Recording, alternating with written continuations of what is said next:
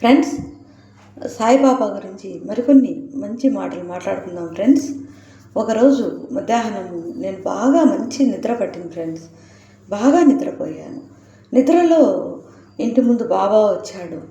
వచ్చి మెరవని వచ్చి వచ్చి డబ్బులు అడిగి ఇప్పించు లోపలికి వచ్చి నన్ను లేపుతున్నారు. నేను నిద్రలోనే లేచి 2 రూపీస్ కాయిన్ చేతిలో పెట్టా. అతనికి చక్కా తీసుకొని వెళ్ళిపోయాడు.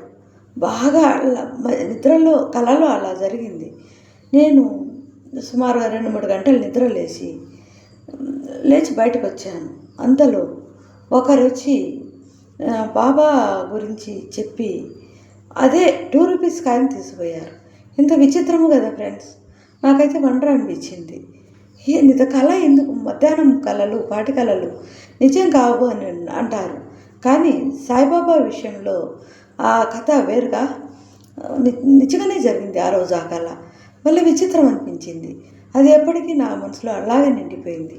ఓ రోజు అలాగే నేను దారిని పోతూ ఉంటే ఎవరో నన్ను పలకరించినట్టు అనిపించింది. తీరా వెనక్కి తిరిగి చూశాను. ఎవరో ఒకరు సాయిబాబా లాగే వేషంతో ఉన్నారు. అలాగే ఇంటికి వచ్చాను. వస్తే మళ్ళీ అతనే ఇంటికి వచ్చాడు.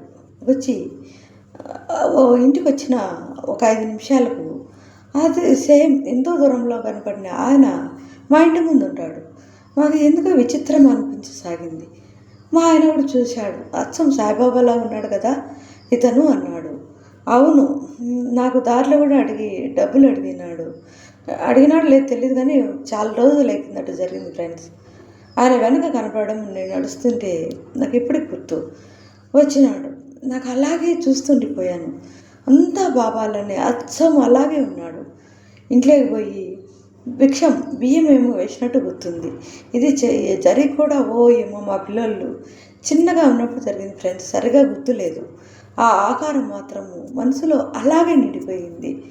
అలా బాబా అద్భుతాలకు అంతుండదు. అలాగే నాకెందుకో ఒకసారి మా చిన్న కొడుకు ఉన్నట్టుండి మలేరియా వచ్చింది ఫ్రెండ్స్. నాకైతే ఎంత భయం అయిందంటే, ఫస్ట్ సారి వచ్చినప్పుడు అలాగే భయపడ్డాను. రెండోసారి చాలా ఇబ్బంది పెట్టింది. హాస్పిటల్కి వెళ్ళాము తోడుకొని పోతే మా వాడు సెలైన్ బాటిల్స్ ఎక్కించిన తర్వాత ఉన్నట్టుండి ఎక్కువ అవసాగింది. అవి విపరీతంగా నీళ్ళ దాహం అంటూ సతాయిస్తున్నాడు. నీళ్ళు ఇచ్చాను. అందులో డాక్టరు మా వాడు చాలా ఇబ్బంది పడుతూ గట్టి కేకలేస్తున్నాడు. డాక్టరు పరారైపోయినాడు. నాకైతే ఆ టైంలో ఏమీ గుర్తులేదు. గట్టిగా బాబా బాబా అంటూ కేకలేస్తున్నాను. సాయిబాబా కాపాడు కాపాడు అంటూ ఎంతో ఆర్తిగా అడుగుతున్నాను. అంతలో ఉన్నట్టుండి మా వాడికి బాగా